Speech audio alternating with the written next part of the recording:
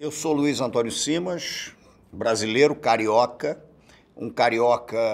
primeiro carioca de uma família que vem de Alagoas e Pernambuco, né? Moro no Rio de Janeiro, na zona norte do Rio de Janeiro.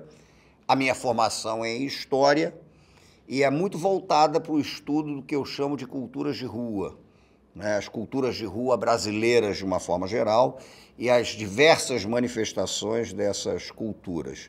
E nesse processo todo a gente faz um cruzamento entre a história, a literatura, a canção popular, né? Enfim, meus interesses todos, mas basicamente eu me considero um sujeito interessado no Brasil. Você já disse várias vezes que o dia da independência do Brasil, para você, tem que ser o 23 de abril, que é o dia de Ogum, de São Jorge e de nascimento de Pixinguinha. Por quê? Os marcos, né, do processo de independência do Brasil, eles são construções.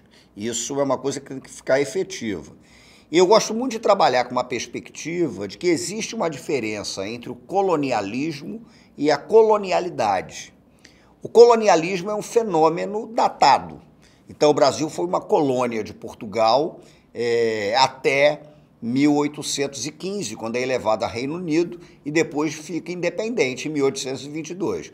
Mas a colonialidade é aquilo que permanece da experiência colonial. Então, a colonialidade está presente até hoje, né? O Brasil, a rigor, ele fica independente, mas a herança colonial é uma herança viva. Nesse sentido, até para fazer uma provocação em relação a esses marcos oficiais, é que eu proponho, né, numa certa brincadeira, mas a brincadeira para mim é muito séria, num certo sentido, que a gente considere como marco de um Brasil que pode ser independente um dia que é absolutamente especial por conta do nascimento de Pixinguinha, por conta dos múltiplos sentidos que a reverência a São Jorge vai adquirir entre nós, né? O 23 de abril acaba sendo também o Dia Mundial da Cerveja, né? Porque é a data da lei do Duque da Baviera, estabelecendo o que é uma cerveja. Então, a rigor, é uma maneira festeira de provocar os marcos oficiais. E uma maneira de mostrar que a história nada mais é do que uma construção que se estabelece a partir de confronto de narrativas. Então, é uma proposta brincalhona, divertida, mas ao mesmo tempo, digamos, audaciosa, para a gente repensar os marcos que fundamentam a história da construção de um país. Sim, mas em mais de uma ocasião você disse que essa celebração do bicentenário da independência merecia uma descomemoração, como propunha Joel Rufino dos Santos.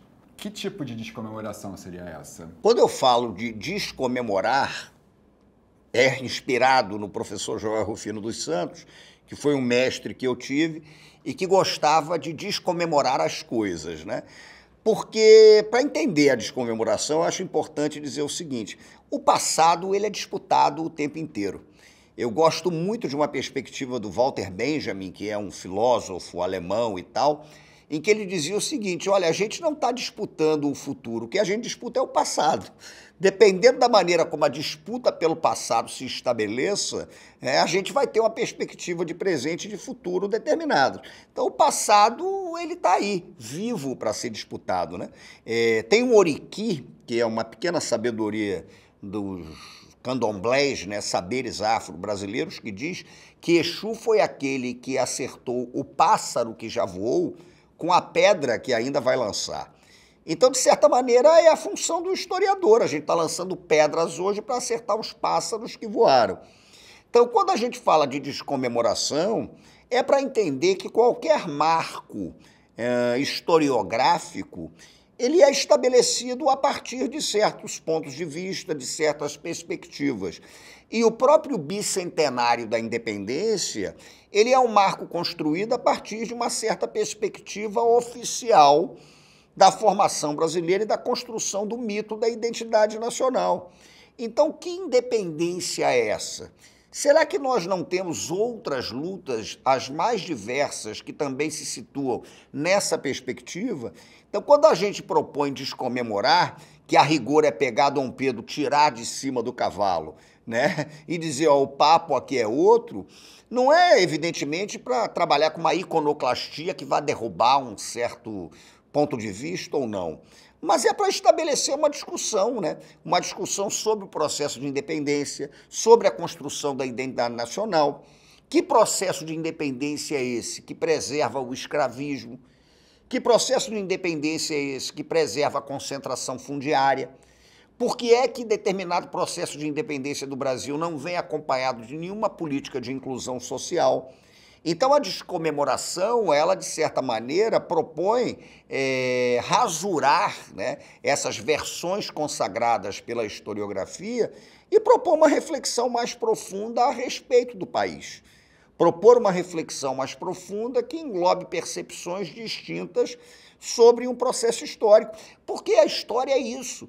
Você tem um fato histórico determinado, mas esse fato pode ser enxergado de inúmeras maneiras. Isso está presente na vida. Você vai a um jogo de futebol, um gol determinado, ele pode ser um fato extremamente relevante, uma efeméride para uma torcida, mas é uma catástrofe para outra. Então, depende da perspectiva, depende do ponto de vista. Então, a descomemoração, ela propõe um alargamento de percepções sobre a independência do Brasil, e a ideia ali era começar perguntando, mas efetivamente houve uma independência?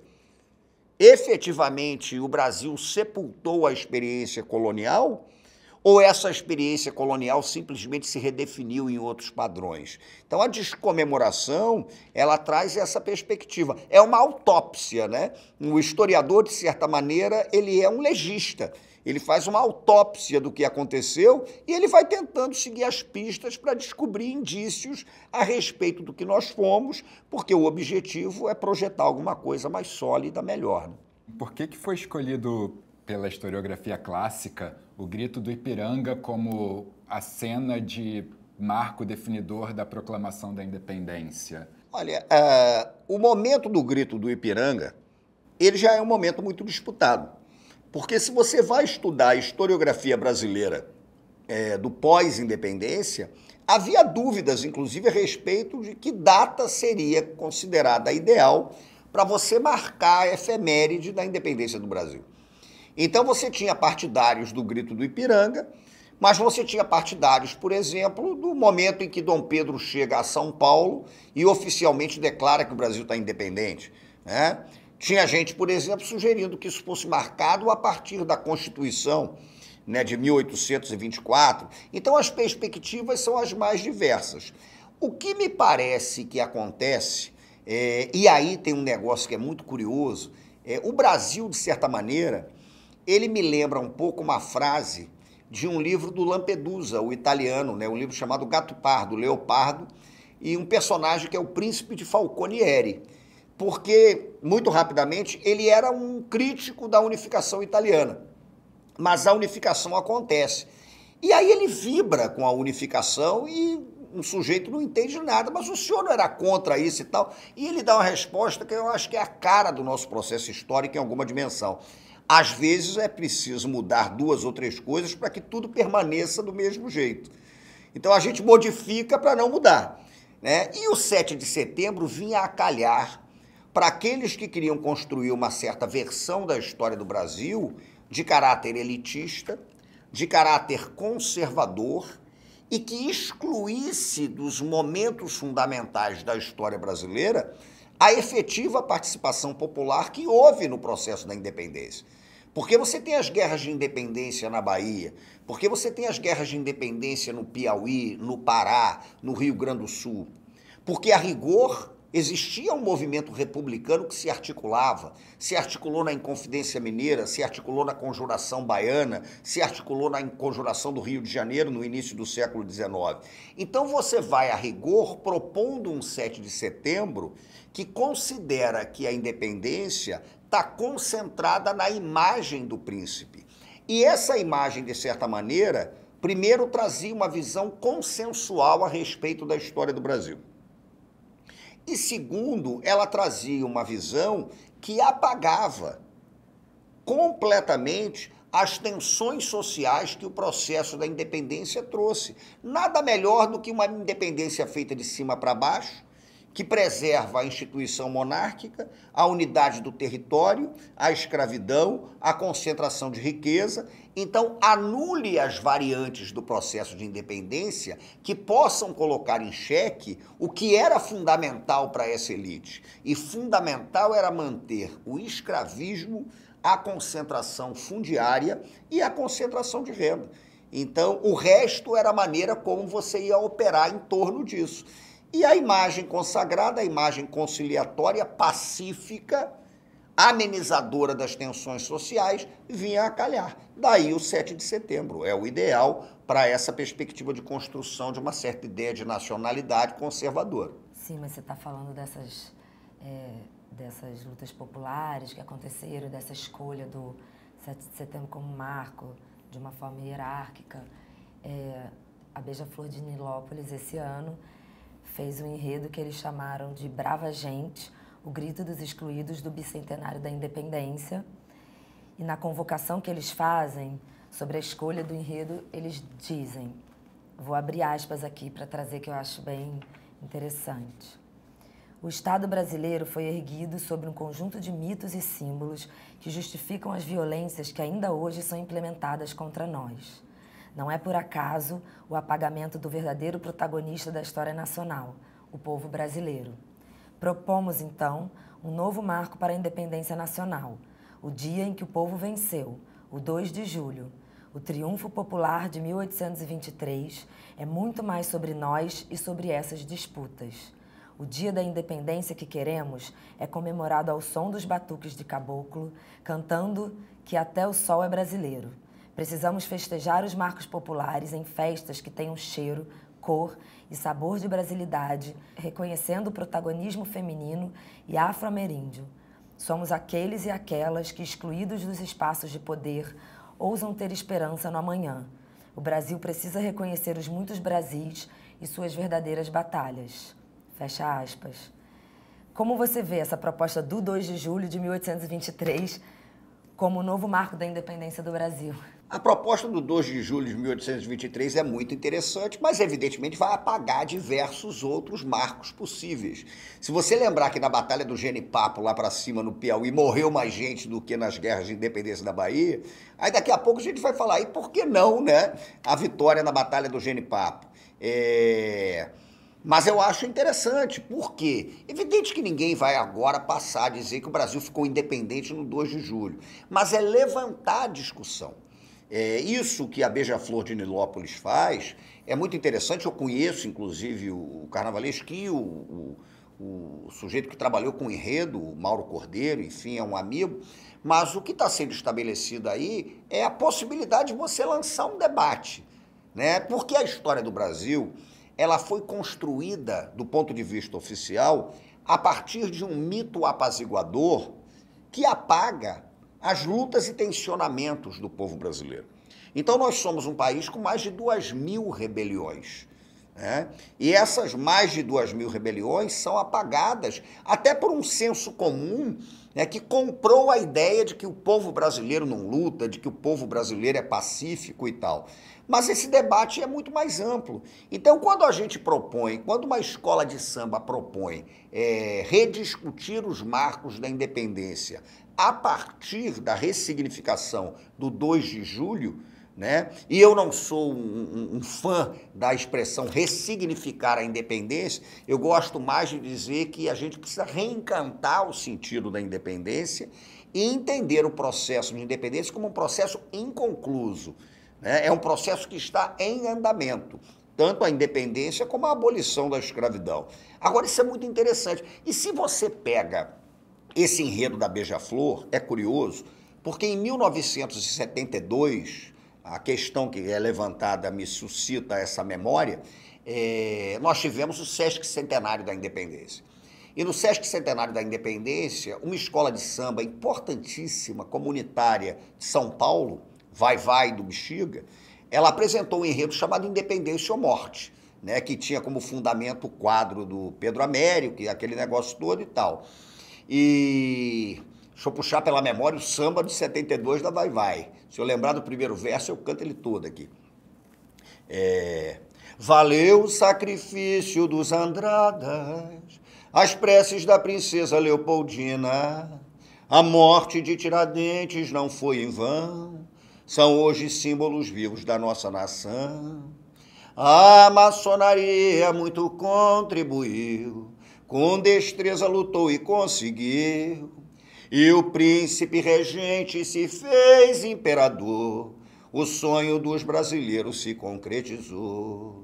Vai, meu Brasil, e segue avante, olha o futuro que te espera, ninguém segura esse gigante, raio o sol de primavera, valeu o sacrifício. Aí tem o texto do Independência ou Morte. Independência ou Morte, Dom Pedro I bradou, o sonho dos brasileiros se concretizou. Sabe, é mais ou menos assim. Então é curioso como uma escola de samba vem com independência ou morte, Dom Pedro I bradou, o sonho dos brasileiros se concretizou.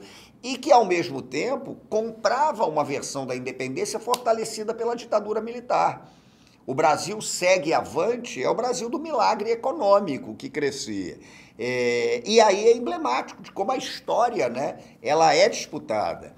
E aí você pensa na Beija-Flor, no bicentenário, no Sesc Centenário a gente estava gritando independência ou morte, Dom Pedro I bradou. E no bicentenário nós estamos rediscutindo a importância da Bahia. Como Mangueira também, que né, em 2016, salve os caboclos de julho, que é o 2 de julho baiano. Então, a dinâmica da história é muito interessante e é extremamente importante a discussão que a Beija-Flor lança, discussão que Mangueira lançou. Por quê? Porque o pano de fundo de tudo isso é o projeto de Brasil. O que a gente quer, né? Então, a luta dos excluídos da Beija-Flor, ela redefine, ela recoloca a questão da independência numa dimensão completamente distinta da maneira como as próprias escolas de samba colocaram no Sesc Centenário. O bicentenário, então, trouxe, né, esse avivamento da dimensão popular da nossa história. As festas populares, como o Carnaval, elas são repletas de simbolismos e alegorias. E elas podem inventar ou reinventar a história de determinados grupos sociais. Como a gente pode pensar a ideia de representação construindo a história de uma sociedade e até mesmo colaborando com o projeto de nação de determinados governos? O Brasil é uma encrenca. Porque você imagine o que é tentar construir uma certa identidade nacional num país forjado a partir, né, do genocídio do indígena, da escravização dos africanos e seus descendentes. Como é que você pode pensar uma identidade dentro desse contexto? Eu sou partidário do seguinte princípio: você não pensa em identidade nenhuma, até porque qualquer identidade fixa é mentirosa. Qualquer identidade fixa é confortável, é apaziguadora. Mas ela, a rigor, é mentirosa, porque processos identitários são fruto de conflitos, tensionamentos, apagamentos, rasuras. O tempo todo vai acontecer isso. Quando a gente pensa o Brasil, para a gente entrar na questão das festas do Carnaval, quando eu penso o Brasil, eu acho que o Brasil tem uma questão que, para mim, é fundamental, né? Eu diria que essa é a grande questão do processo de formação brasileiro, e muito pouco trabalhada e muito pouco dimensionada. É o que eu chamo de tensionamento de guerra entre o Brasil e a brasilidade. Quando eu falo de Brasil, eu estou pensando num projeto oficial de Estado-nação, que foi sendo construído, que foi elaborando os seus símbolos, que foi elaborando os seus discursos, as suas representações e etc.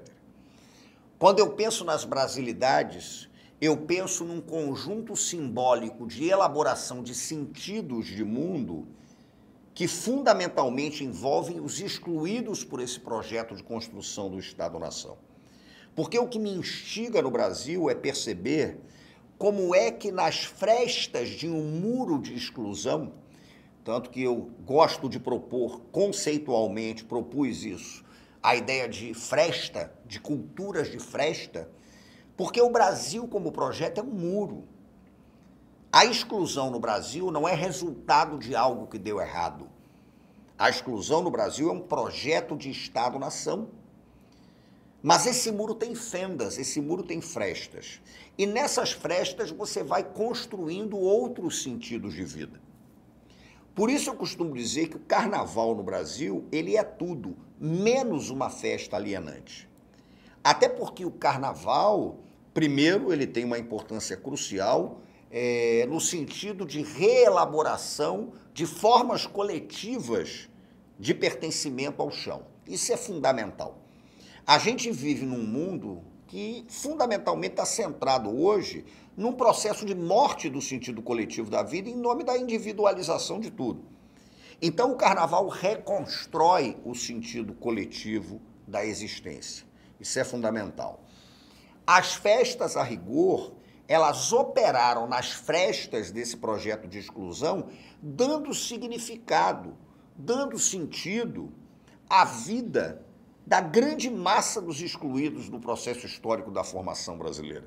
Então, quando a gente fala de festa, de representação, de simbolismo, a gente está falando de reconstrução de sentido de vida. A gente está falando de algo que eu acho que é até maior do que a simples ideia de pertencimento identitário. O Cartola dá uma entrevista para o Museu da Imagem e do Som e, num certo momento, perguntam para o Cartola, Cartola, de onde você veio? Essa pergunta pode ter inúmeras respostas. De onde você é? O Cartola descendia de africanos que foram escravizados. Ele não teria como dizer de onde veio o antepassado dele que foi escravizado. De onde veio? Ninguém sabe. Ele não tem como dizer. O Cartola dá a resposta mais simples e, para mim, mais complexa para a gente entender esse processo. Cartola, de onde você veio? Eu vim de Mangueira. De onde você é? Eu sou de Mangueira. Aí você repara que Mangueira, para o Cartola, ela representa toda a reconstrução de um sentido de pertencimento. Toda a reconstrução de um sentido de elaboração simbólica a respeito da vida, com os símbolos, com as cores de Mangueira, com o surdo que a bateria de Mangueira toca. Então a gente, para tentar entender o Brasil, precisa de um mergulho sistemático nas frestas do processo de exclusão para entender como, a partir das festas, sentidos diferentes de existência foram reelaborados. Eu me lembro de uma certa ocasião em que eu estava dando uma entrevista e perguntaram para mim como é que eu explicava o fato do Brasil ser um país com tanta festa popular e um país tão marcado por injustiça histórica, por expoliação e tal. Aí me ocorreu uma resposta depois que eu escrevi a respeito dela e foi uma frase que depois muita gente falou. Quando eu virei e disse o seguinte, porque nós não fazemos festa porque a vida é boa. O sentido da festa é o inverso. É o sentido de reconstrução de pertencimento à vida porque ela não é boa, né? Então a festa representa essa reconstrução de um sentido coletivo e ela tensiona o nosso processo de formação. Quando a gente pensa, por exemplo, nas festas brasileiras, elas são muito marcadas pelas culturas da diáspora africana. Aí é importante também a gente conceituar o que a gente está entendendo por diáspora. Porque qualquer diáspora, ela opera na lógica da fragmentação do pertencimento. Qualquer diáspora opera na lógica da quebra do sentido comunitário da vida. Porque a diáspora é você arrancar alguém do seu território de origem e deslocar essa pessoa para uma outra área. O Rio de Janeiro, a minha cidade, é diaspórico. E não é só diáspora africana, certamente a mais impactante. É uma cidade de diáspora cigana. É uma cidade de diáspora judaica. É uma cidade de diáspora nordestina. É uma cidade de microdiásporas internas, com higienização, demolições, e você vai em deslocamento completo. Mas aí eu acho que veio o fascínio que responde a essas indagações todas. Se toda a diáspora fragmenta, desconstrói, quebra o sentido de pertencimento de mundo, a coletividade, se toda a diáspora faz isso, toda a cultura de diáspora opera na reconstrução disso que foi dilacerado. Se toda a diáspora parte, toda a cultura de diáspora se baseia no processo de serzimento, ela costura. Então as culturas diaspóricas sempre são coletivas. Você não encontra nenhuma manifestação de cultura diaspórica centrada no indivíduo. ela é sempre centrada na ideia da reconstrução do sentido de coletividade.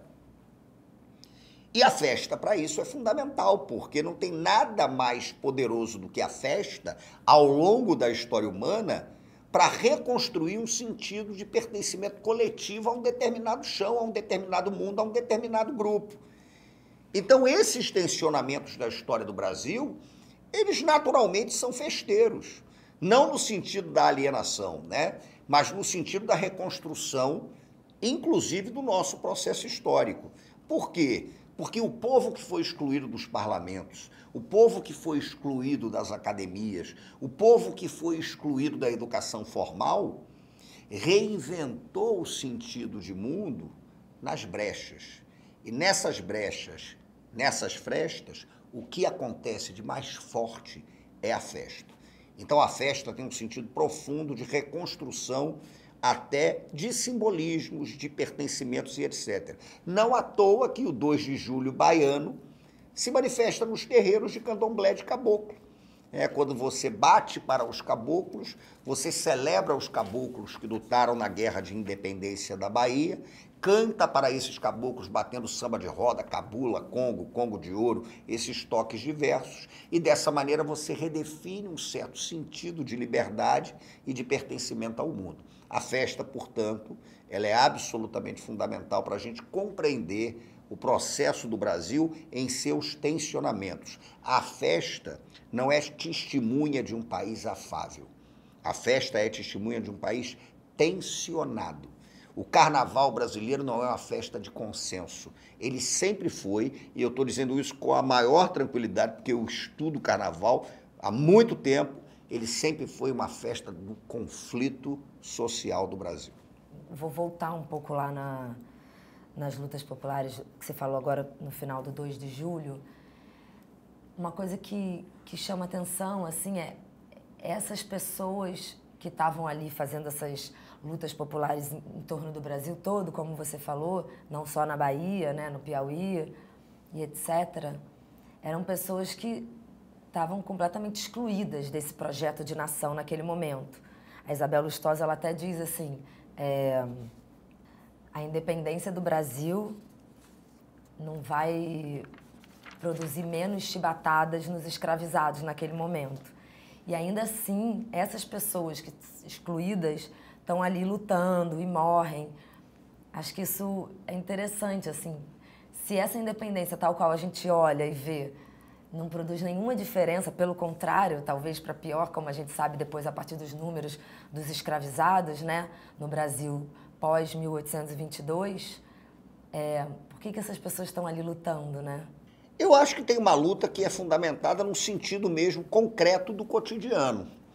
Então, quando eu falo do cotidiano, eu gosto muito de dizer isso, porque a gente também tem que ter um certo cuidado para não atribuir aos personagens históricos aquilo que certamente eles não concebiam.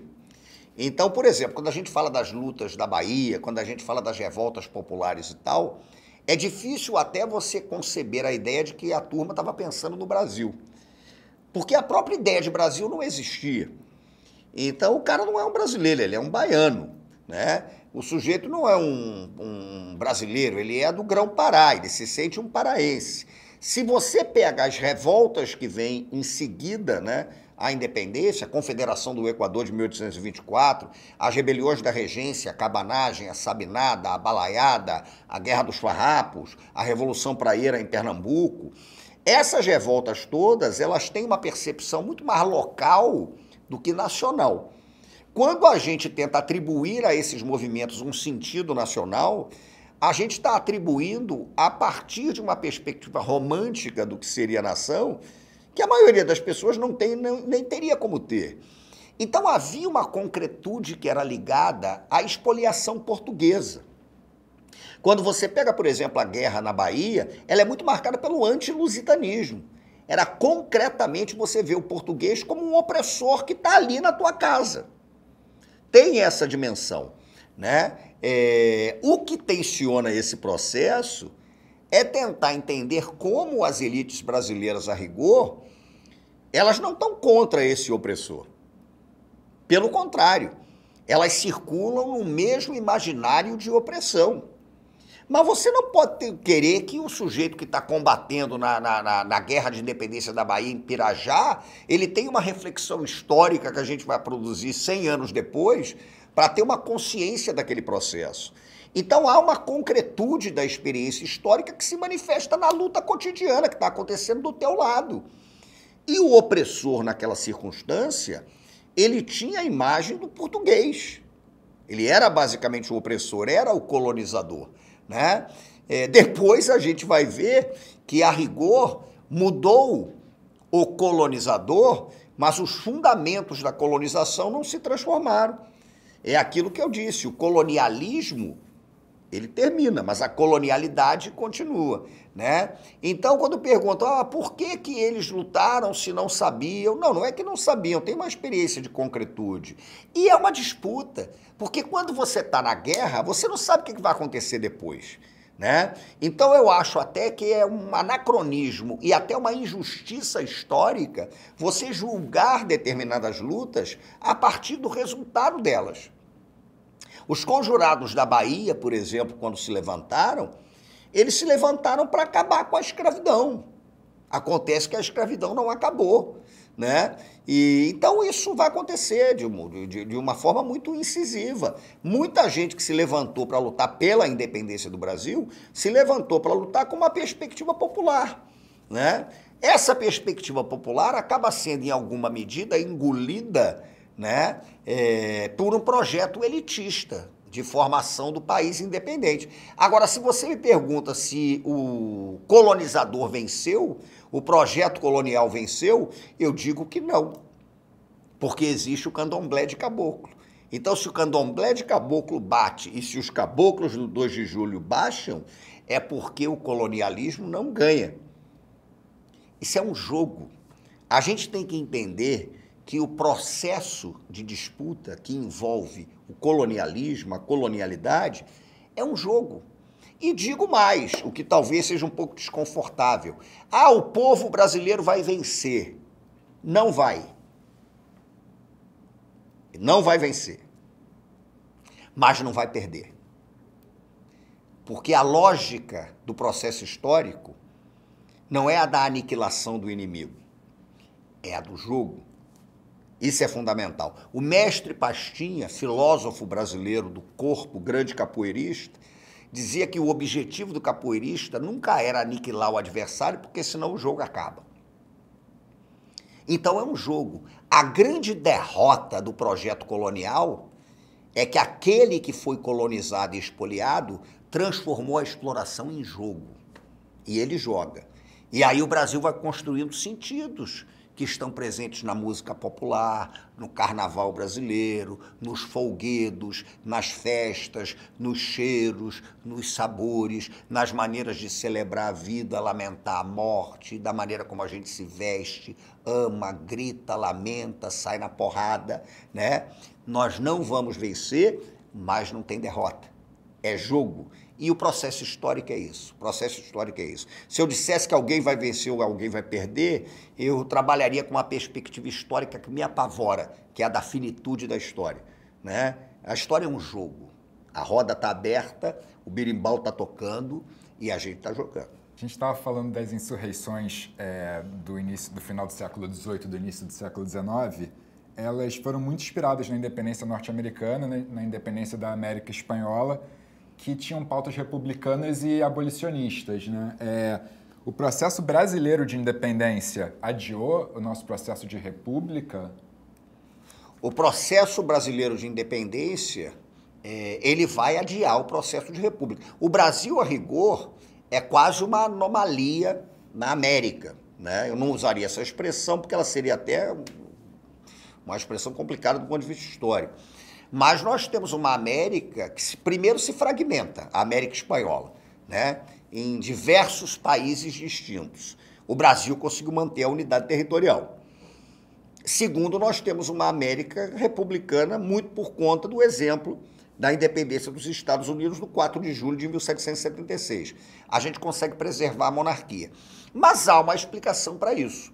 A explicação para isso é o fato completamente inusitado do Brasil ter sido sede da corte portuguesa. Então nós temos um evento histórico que muda de uma forma muito incisiva o curso da história brasileira. É a Guerra Napoleônica, as invasões napoleônicas e a corte portuguesa optando pela fuga para reconstruir um projeto de império nos trópicos. É a interiorização da metrópole, como disse uma grande professora de história, Maria Odila. Então, o que acontece? O nosso processo de independência a priori, ele é liderado, em algum sentido, por uma corte portuguesa. Esse é um processo completamente atípico. Então, a gente não pode lutar contra a história. A gente pode lutar na história, né? E sair no cacete na história. Mas nós temos um dado concreto, a corte chega. O Rio de Janeiro vai ser a única cidade das Américas que vai ser sede de uma corte europeia. Então isso tem um impacto que é enorme. Por quê? Porque o republicanismo, que podia ser mais acirrado aqui, ele é muito atenuado pela presença extremamente significativa, até do ponto de vista simbólico, da corte. A corte chega aqui. E aí é um detalhe que a gente tem que mencionar. Essa elite brasileira, isso é que tem que ficar evidente, essa elite brasileira, ela não está pensando em república ou monarquia. Ela está pensando em preservar a escravidão e o latifúndio. E era mais fácil preservar a escravidão e o latifúndio com a manutenção da monarquia. A nossa independência oficial é um projeto de aliança entre o príncipe português que queria o trono e a elite brasileira que não queria correr o risco de uma revolução social. Esse é um elemento fundamental, né? Então a gente tem um processo de independência que vai sendo depurado de qualquer possibilidade de radicalização. A República pode radicalizar demais, exclui a República. Né? Isso daqui pode ser muito complicado, exclui isso daqui. E aí você constrói um projeto de cima para baixo que fundamentalmente não visava transformar. O Brasil precisa encarar isso. Nós somos um exemplo raro no mundo de um país que propõe uma ruptura, no caso a independência, para manter as bases da sua formação. A independência no Brasil, ela teve o sentido da manutenção do status quo e não da luta contra ele. Isso é que é espantoso.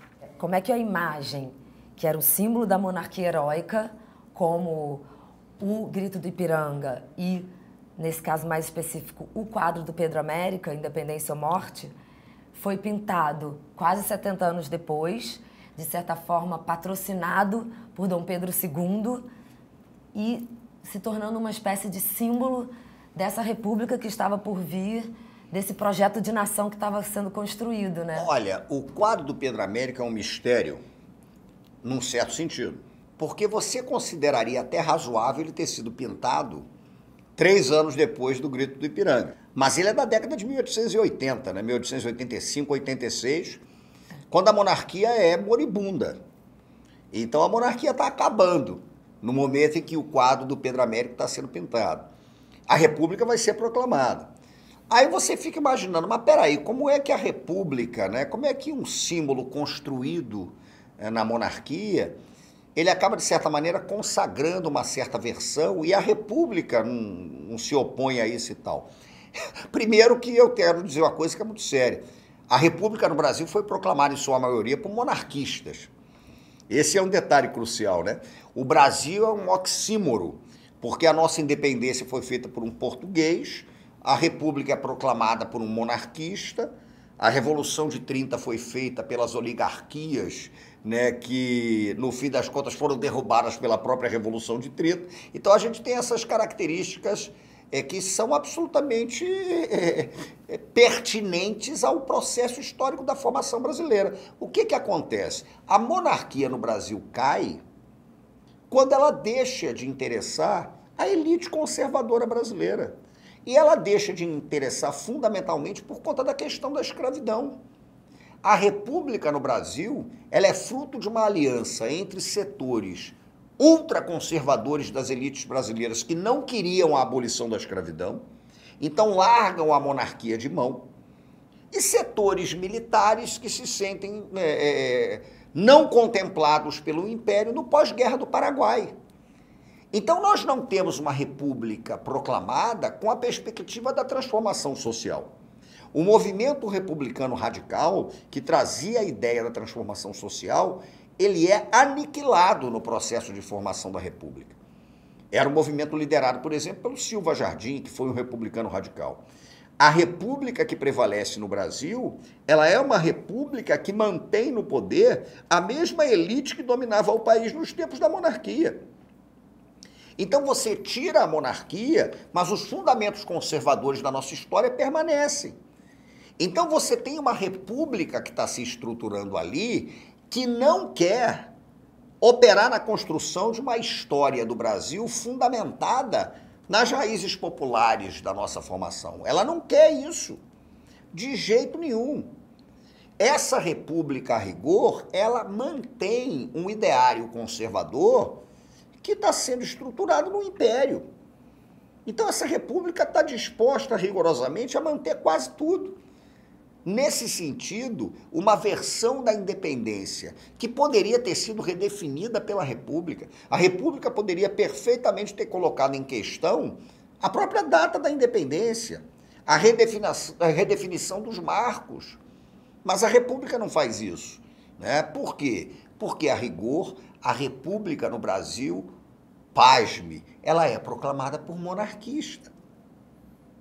Ela é proclamada por uma elite monárquica que abandona a monarquia de mão quando a monarquia abole, e não abole porque quer, porque não havia mais condições de manter, abole a escravidão.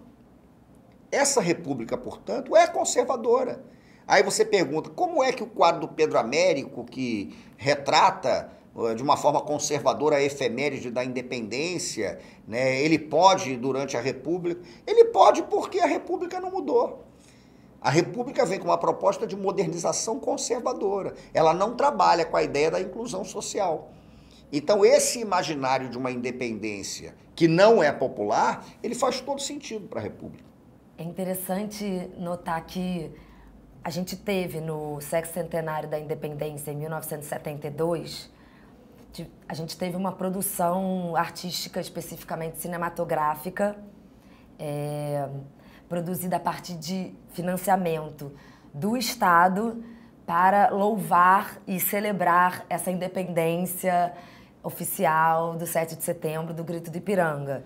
Então você tem uma produção de filmes que estão trazendo esse marco heróico, dessa monarquia heróica. E aí agora, há pouco tempo, para a celebração do bicentenário, a gente tem também no governo, que tínhamos até há pouco tempo, editais sendo lançados para que se possa produzir arte, no caso cinema, filmes, celebrando também esse marco histórico, monárquico, heróico, conservador. Me parece interessante notar que nesses momentos históricos a gente tenha o Sim. Estado financiando essa produção e essa celebração mais uma vez. Porque, a rigor, o Estado, tanto na ditadura militar como no governo Bolsonaro, ele é um Estado que trabalha com um imaginário simbólico, né, que tenta vender a ideia da história do Brasil como consenso, como uma história afável e cordial. E tudo que foge disso, né, a rigor, é antipatriótico. Quando a gente tem 1972, né, no mesmo contexto em que a ditadura militar, no governo do general Médici, lança uma série de projetos pelos 150 anos da independência, nós temos, por exemplo, o slogan Brasil ame-o ou deixe-o. Esse slogan já mostra o seguinte: ou você concorda com essa ideia consensual que nós estamos promovendo, ou deixe o Brasil, porque você não é brasileiro. E é o mesmo imaginário que marca o bicentenário no governo de Jair Bolsonaro. Quando você tem 1972, a própria música que ganhou lá um concurso que a ditadura fez, né, para o Sesc Centenário, ela já começava falando disso. Marco extraordinário, Sesc Centenário da Independência, marco extraordinário. Quer dizer, você não vê a independência como um processo histórico, você não vê como um processo de tensionamento de lutas. Qual é a melhor maneira de varrer para debaixo do tapete os tensionamentos que marcam a nossa história? É concentrar a independência na ideia do marco extraordinário, na figura do príncipe, no povo como um mero observador daquilo que aconteceu, do príncipe dadivoso que tem o sentido da nacionalidade. Então, o ambiente, o campo simbólico da ditadura militar, ele é o mesmo campo simbólico do governo Jair Bolsonaro. Nesse sentido, o apagamento das lutas populares em cima da ideia de que há um marco simbólico e há o herói por excelência que tem que ser contemplado, faz todo sentido. O objetivo é, basicamente, desqualificar uma história do Brasil que é marcada pelo tensionamento, pelo conflito e pela participação efetiva do povo brasileiro. É isso que você faz. O povo, nessa dimensão, eu vou citar Lima Barreto, ele só tem uma função nisso, é ser a plateia, né? Ele tem que ser a plateia daquele drama que está sendo representado de uma forma espetacular. Aproveitando essa puxada aí de 1972, porque em 72 também vieram os restos mortais do Dom Pedro desfilarem aqui no Brasil, assim como no ano passado. Dentro dessa ideia de produção de imagens, que imagem essa vinda dos restos mortais produzem para esse projeto político de 72 ou do governo passado e quão sintomático e quanto nos diz desse projeto velho, conservador, esses órgãos putrefatos do Dom Pedro estarem vindo para o Brasil? Do ponto de vista da história, tanto o que a ditadura militar faz, como o que faz agora, fez recentemente o governo Bolsonaro, envolve uma visão da história que é uma visão muito positivista, né? Que a história não é marcada por tensionamento e você não tem que complexizar nada. Você tem que se limitar à descrição dos fatos tais como eles foram, né? E não tem nada melhor para apagar processos de lutas coletivas do que você concentrar o fato histórico num personagem só. Então, a personificação da independência em Dom Pedro guarda similitudes com a personificação da abolição na princesa Isabel. As lutas coletivas, elas vão sendo apagadas por narrativas que concentram o processo histórico no desejo, na vontade benevolente de um grande personagem. E é emblemático, portanto, que Dom Pedro seja esse personagem e que assistamos a um ritual simbólico que é da ordem, né, do mórbido, que é um absurdo. Quando Dom Pedro, os restos de Dom Pedro vêm em 72, isso já gerou um tensionamento que a ditadura militar escondeu e censurou, porque Pernambuco não aceitou. Tanto que é um fato simbólico muito forte. O navio com os restos de Dom Pedro não para em nenhum porto de Pernambuco, por causa da Confederação do Equador, o movimento republicano pernambucano de 1824, que culminou com o fuzilamento de Frei Caneca. E quem manda fuzilar Frei Caneca é Dom Pedro I. Então, os pernambucanos, o Leão do Norte, né, como o Pernambuco gosta de se alcunhar, falaram: em Porto Pernambucano, os restos do imperador, eles não chegam. Eles não vão ser reverenciados. E aí censurou-se isso, deu-se um jeito, mas o navio passou ao largo, né, de Pernambuco. Ele não para em Pernambuco. Curiosamente, para na Bahia, que tinha um governo amplamente favorável à ditadura militar, né, e que, de certa forma, não tinha muita intenção em promover um 2 de julho popular que fosse contraponto a esse processo. Porque é interessante que alguém busque estudar o 2 de julho no próprio tensionamento da história baiana, porque ele também não é um consenso na construção da historiografia da Bahia, né? Mas esse episódio agora absurdo, patético, do coração de Dom Pedro vir e tal, ele, a rigor, é revestido dessa perspectiva. Eu gosto muito de chamar a atenção das pessoas para a necessidade que a gente tem de debochar de uma loucura dessa, mas, ao mesmo tempo, perceber que há um substrato muito sério que envolve tudo isso. E é um clássico da história humana, que é você propor o apagamento de lutas coletivas em nome da exaltação do herói.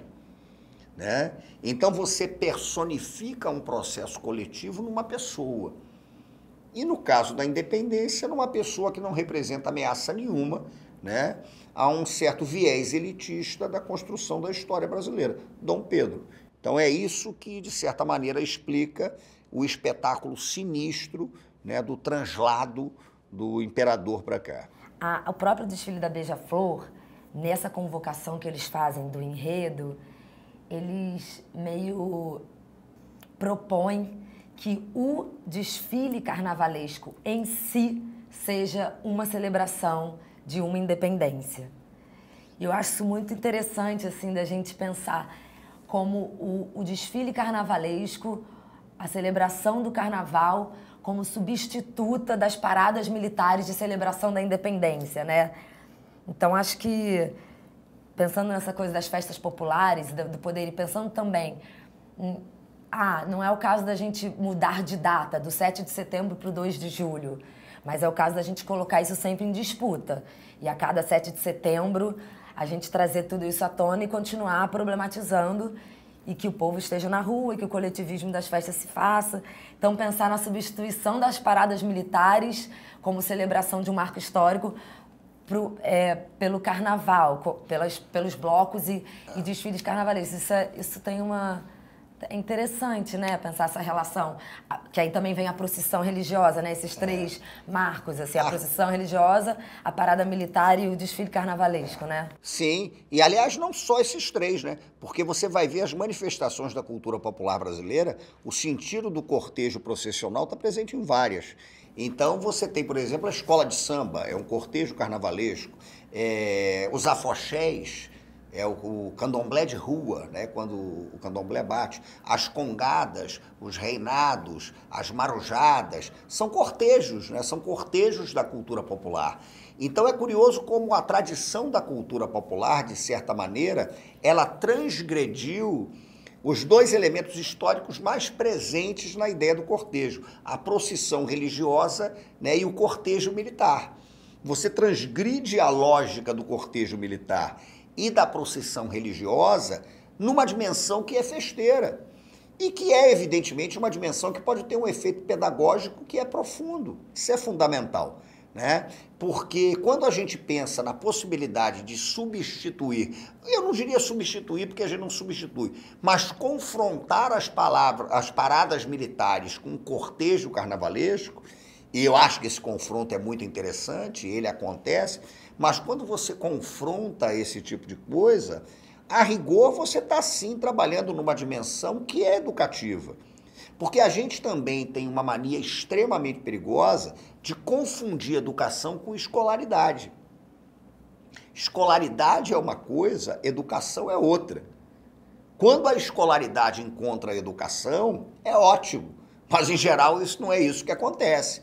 Então, quando uma escola de samba desfila, faz um cortejo louvando o 2 de julho baiano, essa é uma experiência educativa. Por que não?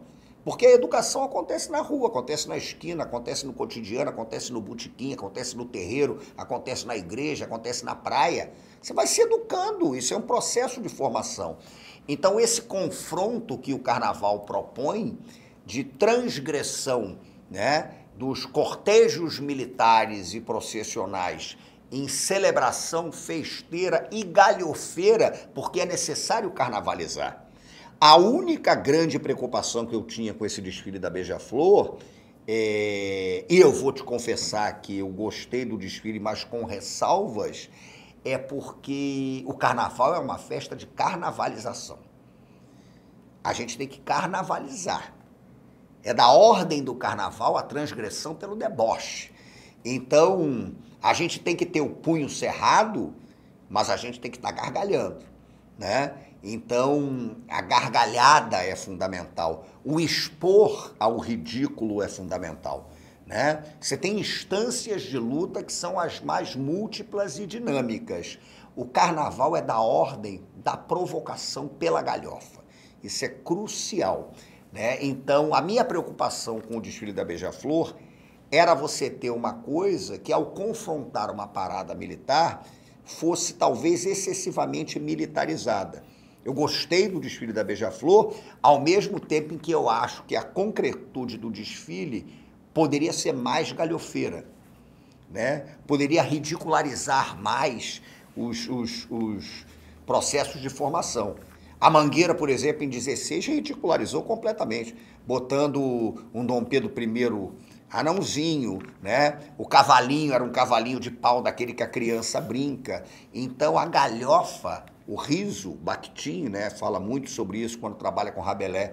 O riso, ele tem esse potencial transgressor demais, porque o nosso oponente não ri. Então, quando você joga o jogo para o terreno da galhofa, você deixa esse oponente absolutamente desconectado em relação ao que é que ele pode fazer. Como é que você combate o riso, né? Mas eu acho fundamental essa tradição de cortejos festeiros do Brasil, que transgride de uma forma libertária, bonita, artística e muitas vezes galhofeira, esse sentido militarizado, né, que uma certa história oficial brasileira tem. Voltando ao quadro do Pedro Américo, ele produz uma imagem, uma tentativa de uma produção de uma imagem oficial da independência. No desfile da Beija-Flor, logo no carro Abre Alas, eles propõem uma repintura do quadro ao substituir o Dom Pedro por uma mulher negra, proclamando essa independência.